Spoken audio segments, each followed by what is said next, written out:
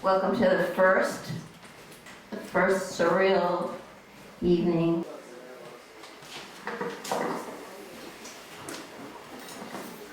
But what's happening tonight is that everyone is going to allow you into a glimpse of their own mind by showing you what we call surreal imagery and surreal text, which brings you into the dream qualities of their lives and fantasies, and hopefully we'll be able to do this.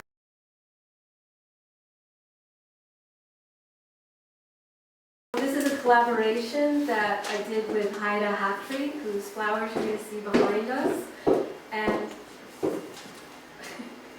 I'm an art writer, and when I write about artist work, I try to collaborate with them and write something inspired by them. So this is a short story, but you need to know that the flowers you're seeing behind you, she used the discarded parts of animals, so animal offal. So you'll see flowers that are they look like flowers, but they're actually the garbage waste from slaughterhouses, and they're things like duck beaks, deer vaginas, and so on and so forth. There's several quotes in here, that's how I did it, and so when I'm quoting from an author, the two main authors are Georges Bataille, and the other one is Margaret Atwood from Oryx and Crake.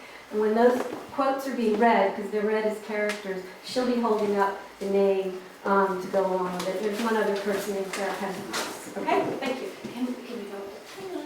Yes, speak across the top of the microphone. What can we do? Speak across the top of the microphone. Georges. Oh, and how is it when who is talking?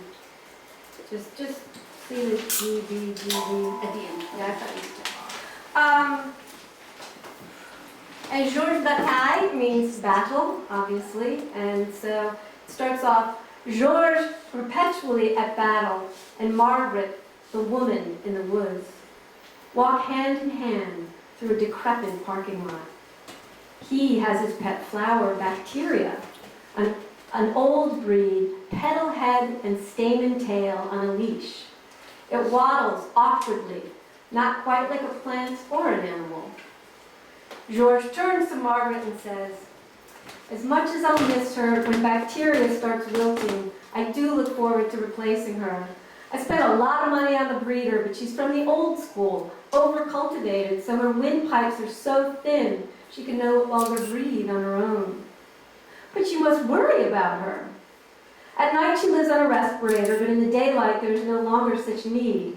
Air lost its function for flowers a long time ago.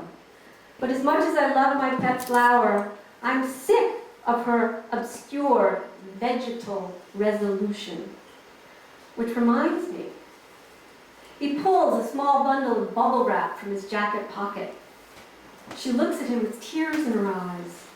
Oh, Georges, you French are so romantic. She tears at the plastic and then suddenly gasps as the sound of squawking chickens start chortling up from her stomach, up from her mouth. Excuse me, she's coughing up chicken odds. Still feeding yourself on those things? Georges asked her. I thought you were off the stuff. Had I known. He looks down at the mini pigourodille, which is a hybrid animal between a daffodil, there's a footnote in here, between a daffodil and a character in Margaret Atwood's book that is a pig that's bred to create organs. So it's a pigourodille. So she looks down at the mini pigourodille that he had resting inside the bubble wrap. And Bacteria all of a sudden raises his head. He sniffs and lets out a fart. Oh, the smell excites me. No meat in his diet. Be careful. I believe chicken knobs are allergic to pigourodille. Something about the lack of animal brains, which might be why you're getting sick. Pigourodille still come from the laboratory, and fast food just can't stand to be reminded. I promise no more chicken knobs. Let me wear it. He pinned the pigourodille on her collar like an orchid for the prom.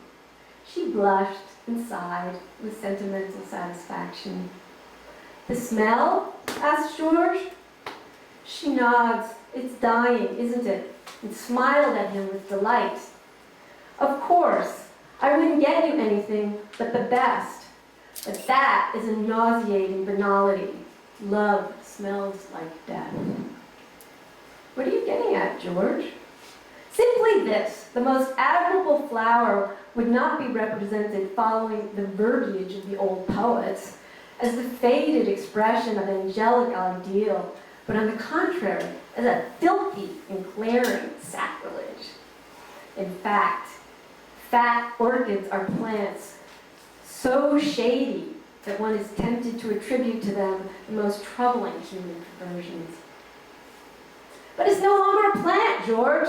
He just keeps on talking. Moreover, even most beautiful flowers, like my lovely bacteria's lovely face, are spoiled in their centers by hairy sexual organs. Oh, look, she points to a purple and pink field on the other side of the chain-link fence. It's my friend Amanda's vulture sculptures art project. It was part of her thesis, an alchemical critique of factory farming and sentimental coffee table books.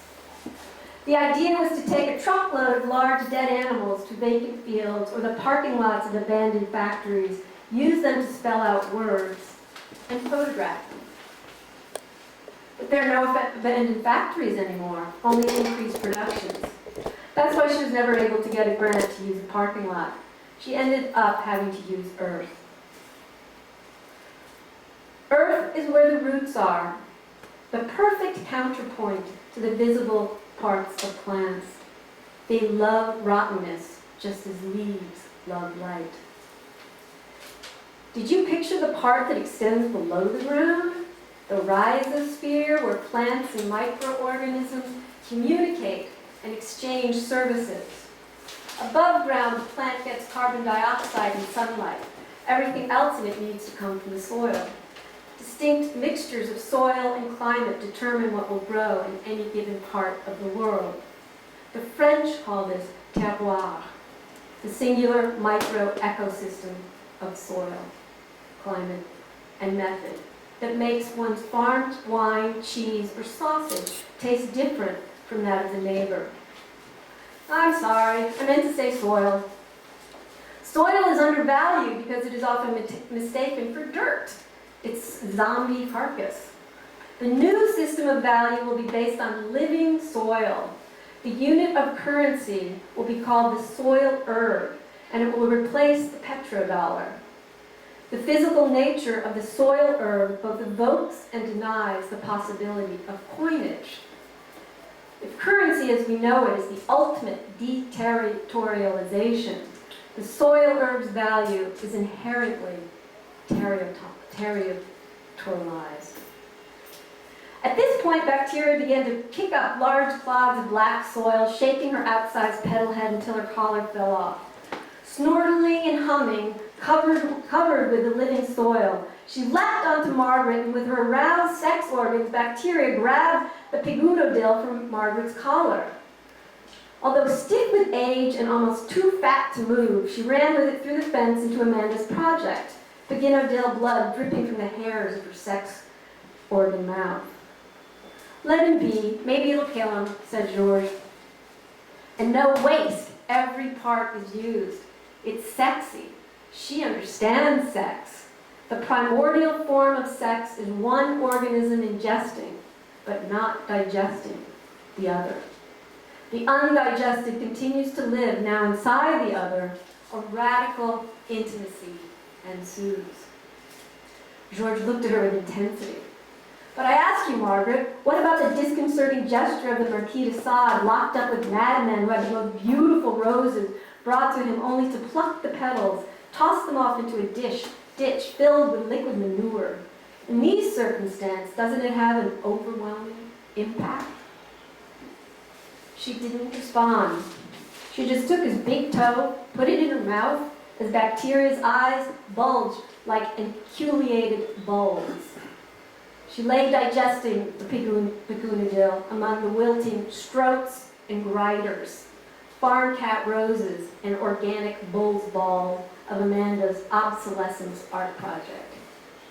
For bacteria, this was heaven. Margaret stopped sucking George's toe for a moment. Dr. Walters declared that plants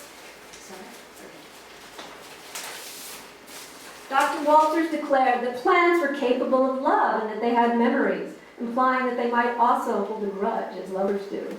The deadly nightshade, he believed, was filled with hatred.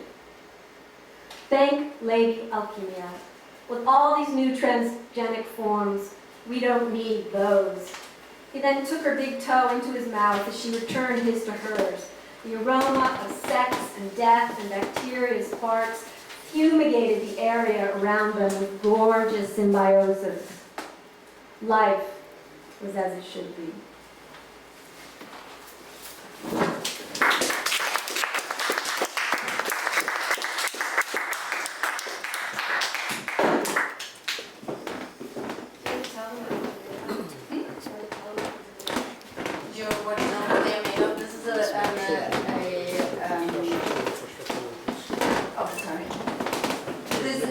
Vagina and a sheep penis. This is, oh, this stopped? This didn't continue running?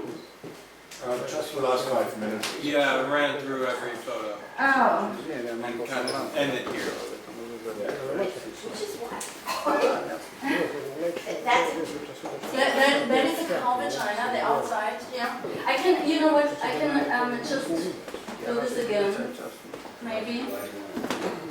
Because it's got something hanging in front of it, and I was kind of would like to have an extra room. So, from a cow gets a vagina with a penis attached.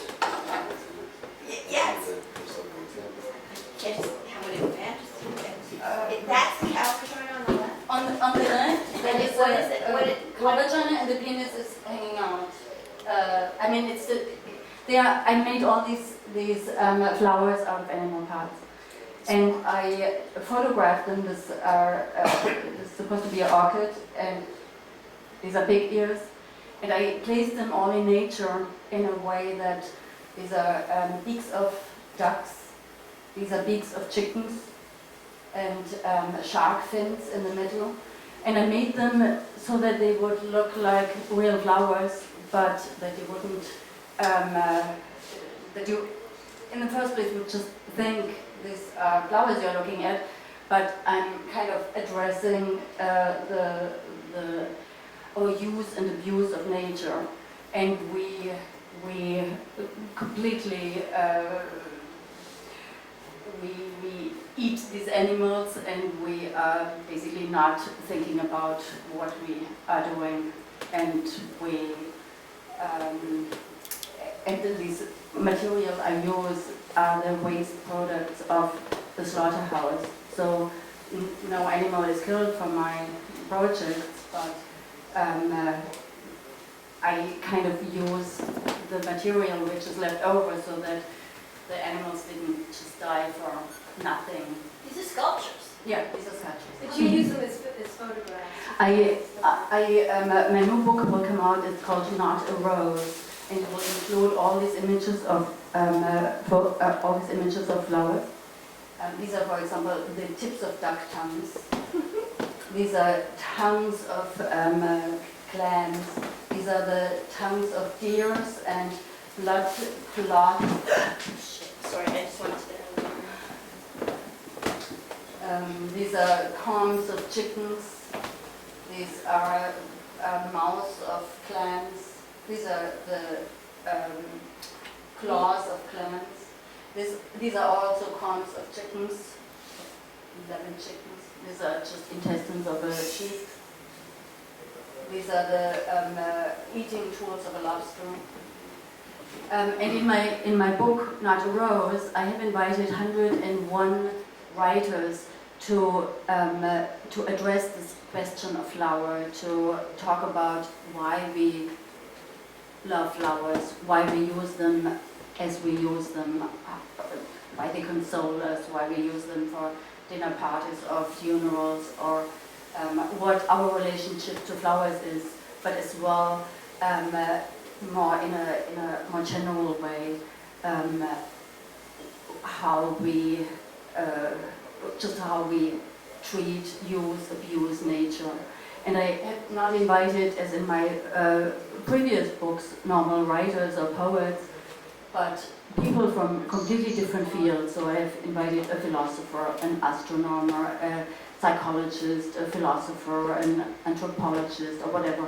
And I wanted them to share their knowledge, what they might know about flowers, or what they might have to say about flowers, in a little essay to kind of maybe understand all these questions I had about flowers. And it became a absolutely beautiful book. I mean, it's not printed, it will be launched at the Frankfurt Book Fair in October in Frankfurt. And it will also be shown here in New York, either in fall or in the spring next year. But the collection, the anthology, which is a bouquet of flowers, that will that is just amazing. The people who give me texts, for example, some of them you might know. Rosie Lippert wrote the introduction. Steven Pinker wrote something about why we love flowers. Jonathan Safran Foer wrote something about what he had written in Eating Flowers, a fantastic book, by the way. Karin Duwe, Klaus Tigeleit, which is a big hero of mine, and I was very proud that he's in the book.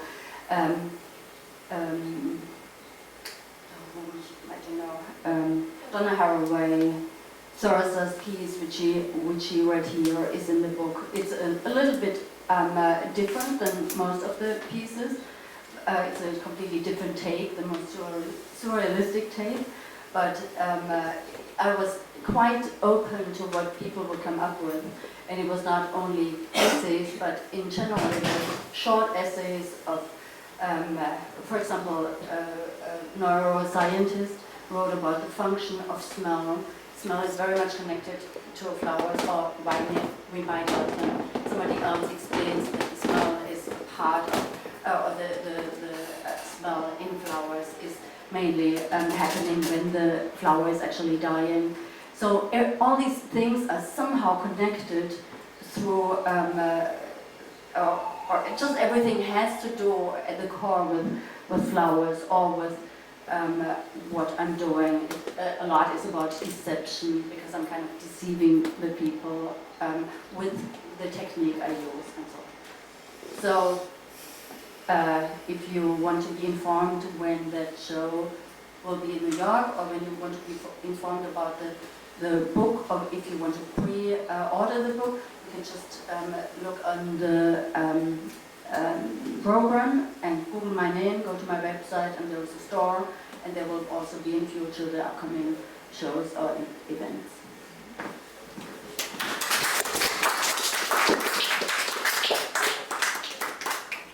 Thank you very much for the explanation. What I asked about are these sculptures? And what Thyrza said is no, they're photographs of created objects, sculptures to make the photograph. Because they'd stink if they were sculptures. Yeah. I set the time for this book. I can't see a single word on the page. Can we? All right, we're on. So if it runs, this is a story about a person lost in a changing environment. And the idea is, like, on one page, we've got the landscape, and on the other page, we've got the houses. This person is walking. There we go. And right, here we go. It's icy cold. There are no plants growing here, and there are no houses, and I do not see any animals. We are walking and walking. I know I'm in a large group, a long line of people walking and walking in the cold, but I do not know anyone else in the group. I can't see ahead of me any of the people. And when I stop and wait in the cold for the person in line behind me to catch up, he does not catch up. Or else I'm too cold to wait long enough. There's no snow on the ground, but there is much ice. The ground is covered with a thick, slippery sheet of ice, and I must walk very carefully so that I don't fall. It seems easy to slip and fall and get hurt here. There are many jagged edges, jagged icicles hanging from dead gray branches. If they were to fall down, if a wind were to come and blow them off the trees, if they were to fall on someone, the person would be hurt badly. The icicle would pierce someone's skull and draw blood. The blood would instantly freeze right down through the brain. It's very dangerous here, and I must be careful. Another dangerous thing is that there is no path. I think I'm following the footprints of the person ahead of me. But there are no markings on the ice, no real footprints like there would be on snow. I do not know how it is that I know I'm following them, but I know it. I cannot hear them. I stop very still to listen every once in a while and wait for the person behind me. It's very still and silent. There are no animals. I said there are no animals, but there do not seem to be any birds either. It's very still and silent. There are no animals. There are no birds. It's odd that there are no birds. I used to watch on television birds of the far north, birds of the tropics.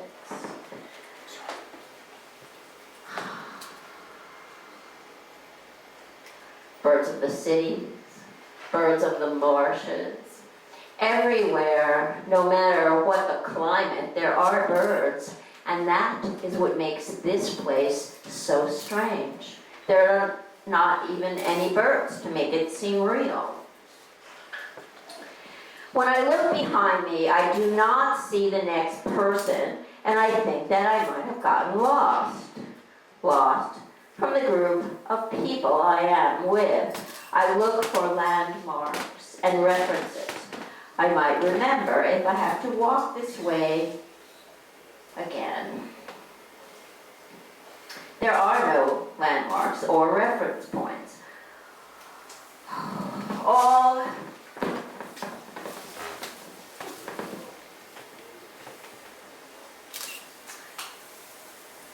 There are no landmarks or reference points.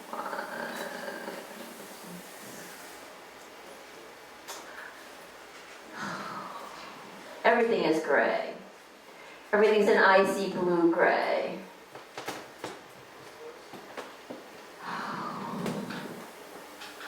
All the trees are exactly the same and are exactly the same distance apart in every direction. I can sight along any row of them. I can sight along the rows of space between them, horizontally, laterally, or diagonally. Everything is gray. Everything's an icy blue gray. All of the trees have exactly the same icicles. I don't understand this.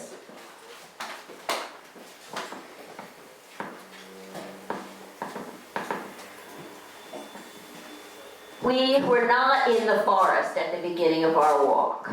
Somehow we must have entered the forest.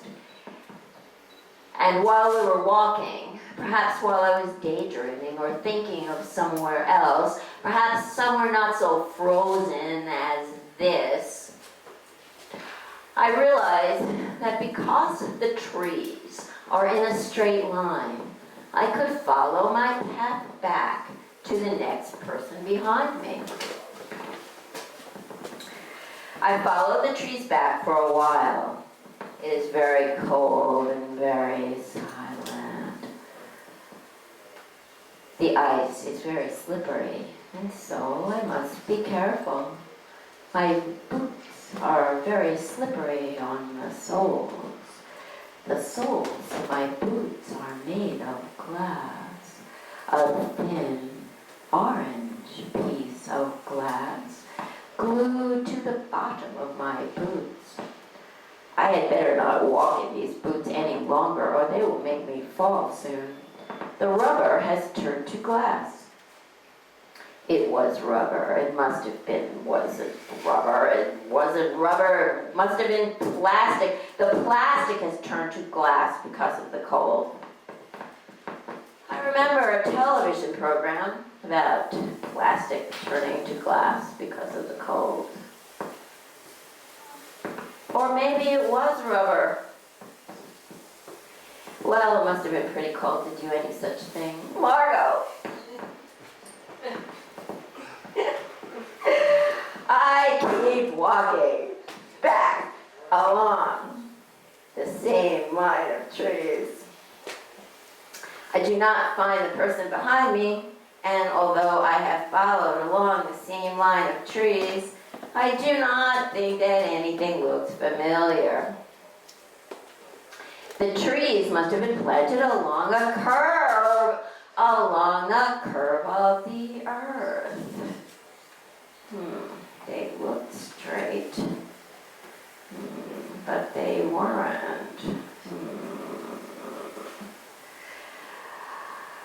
I take my boots off very carefully and lay them down on the ice so that the orange soles are showing. The boots will be a marker, a notice to anyone that comes looking for me, to tell them I have been here and they will find me soon. I am not worried. I am being very practical. Neat. My feet are very cold. My feet become numb, and soon I do not feel the cold. My feet are becoming warmer and warmer. Good. I keep walking back along the same line of trees. I do not find the person behind me, and although I have followed along the same line of trees, I do not think that anything looks familiar. The trees must have been planted along a curve, along the curve of the earth. They looked straight in a straight line, but they weren't. If the group had been walking along a straight line, but the trees had been planted along a curve, I could not meet anyone by walking along the curve of the trees. I keep walking back along the same line of trees. Perhaps, with the time I had lost, the other members of the group would come looking for me, and perhaps they would be waiting where I left my boots. I begin walking back along the straight, curved line of the trees. I think I see someone standing near my boots. I try to shout to them, "Wait for me! Wait for me! Here I am. But no sound comes out of me. No sound comes out of my mouth. The person is still standing there, and I'm trying to run along the gray trees to reach him before he runs away. The man is standing still. He's not motioning back to me. Man Is it a woman? I can't tell. I don't care. I want to reach them before it is too late and they leave. I look at my wristwatch as I run, but I can't seem to see the hands. There's a fog in front of the watch. A fog has entered the forest of eyes. I can't see the trees anymore. I can't follow along the line of trees to reach the person standing near my boots. I try to grope toward the nearest tree to find somebody, anybody, the person standing near my boots. I try to grope toward the nearest tree, but it is so hard to find anything in the whiteout. I try to find one tree with my hands, flinging my arms, but I can't. The trees have disappeared in the fog. The trees have turned to fog and cannot see anything. The fog is everywhere. Everything is turning to fog. Everything is evaporating and turning to fog.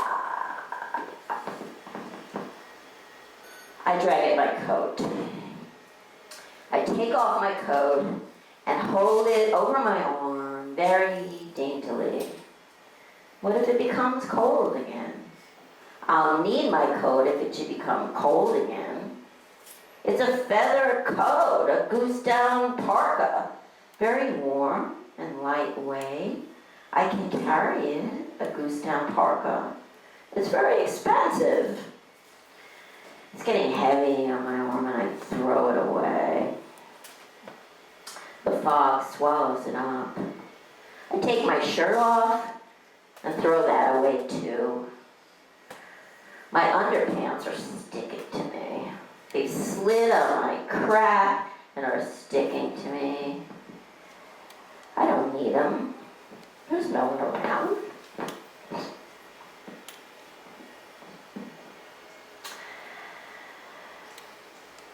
The person near my boots has disappeared in the steam. I don't see him anymore.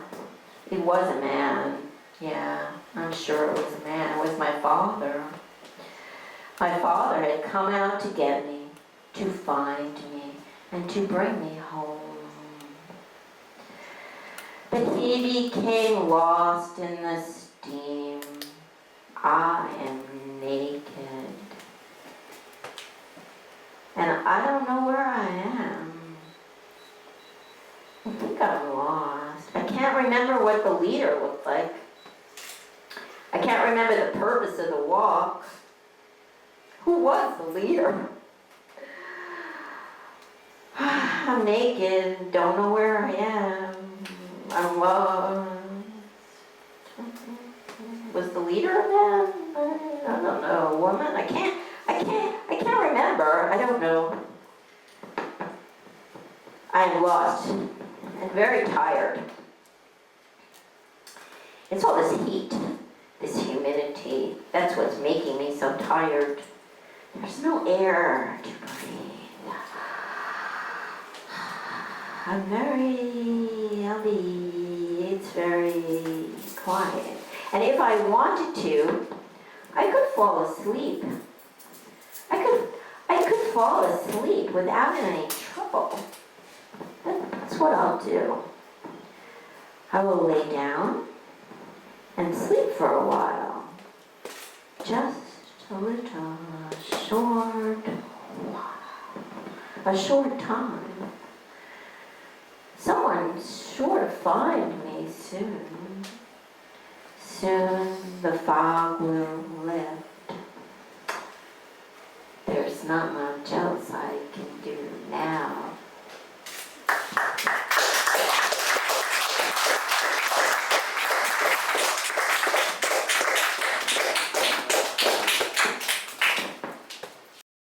So we already see how we're pissing. dolor sediment legala suspendus noa predium, ranx temper placer et fermentum, ignem integer ad vestigium voluptat, nil ranx turbis ad voluit, conguesium in nuncultricis sit magnetincident. Masinus aliquam yesinus legala nostra, occurs into city. Socis moris an integer, a dolornitus non nuilicit, sagittus phalis sidles, dolor socis moris, voiu libero cras.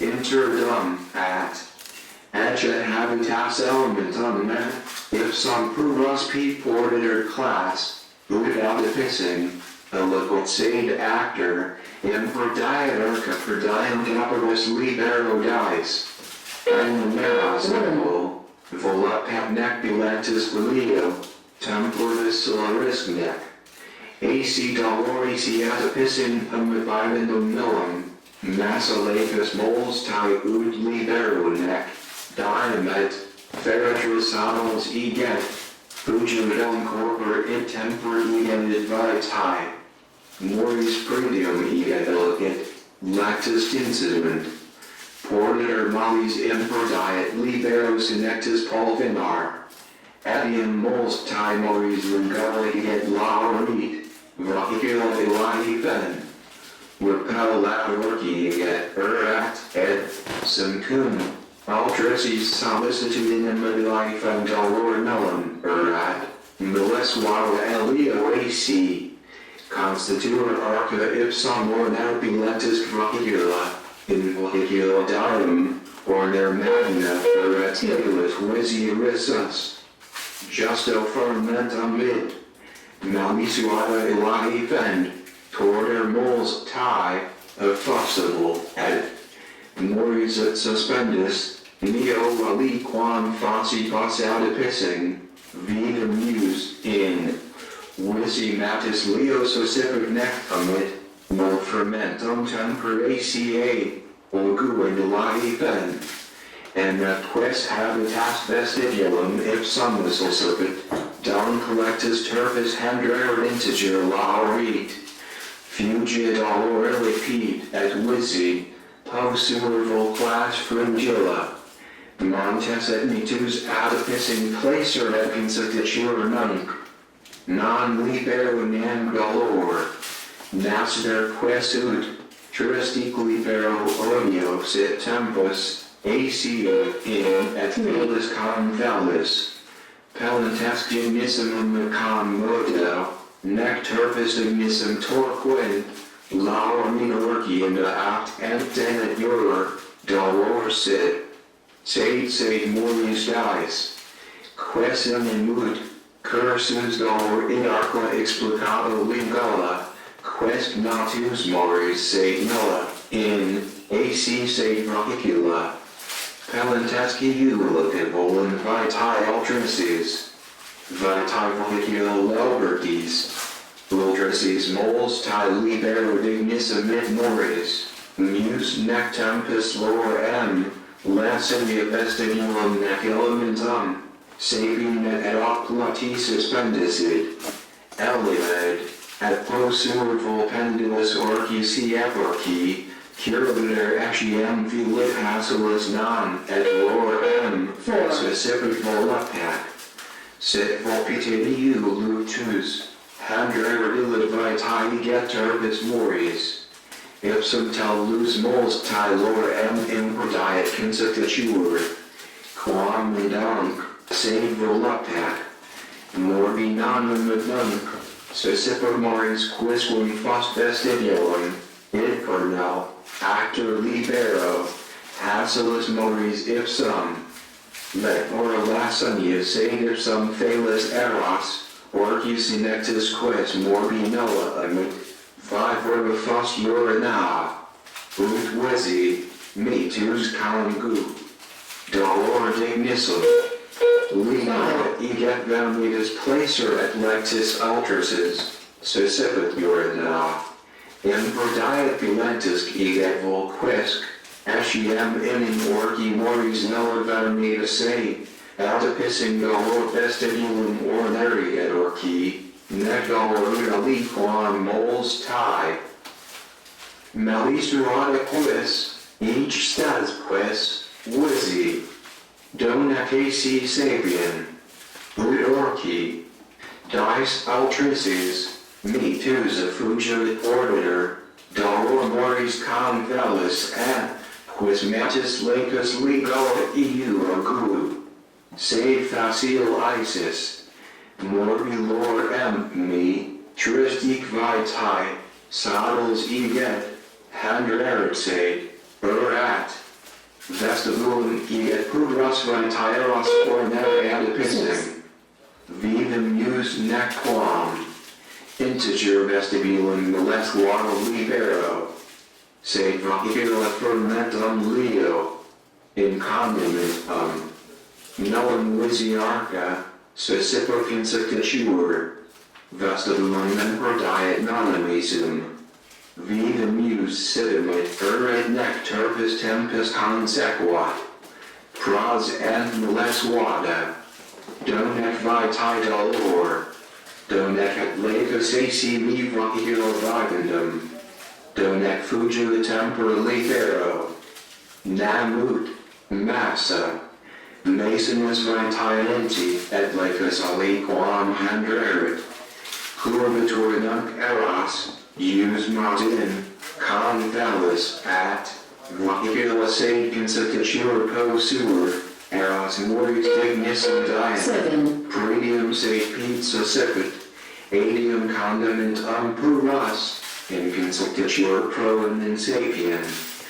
Facior nam magna, neo viget lacus, masonus felis nunc, aliquam maci, consequat vitae, fugirat, blended vitae, ius modul, nunc, egenuit erat nunquam modo suscipit, masonus nonquam, craserat, aliquam pede, vopiet eu, est mori tristic senectus et metus et mel, aliquam pede, pro neo et sagibus semper vitae, ut orchi, dice altrices, metus fugit orbitor, dolor moris convelis et quis matis. Donec arcarissus diamum et sit, congut order cursus risus vestibulum com nodonil, luctus ogum et quaesinium yesinus sit, donc vilit iasto, moi feros illit et nab, vestibulum voluptatur lacus constituere, moris et sus pandissa, eu was eronx eget nab vilit, eget posurus minus sit. Sociosque natus, semper inian suspendus dictum, arqua inum connugia leo no ac nab, pudrat handrerit matis quo ac, vivim ius pros and metus eget vivera anti, nato placerit sit handrerit, Diapolis filit molestiu leo ut lorem sit et lacus aliquam.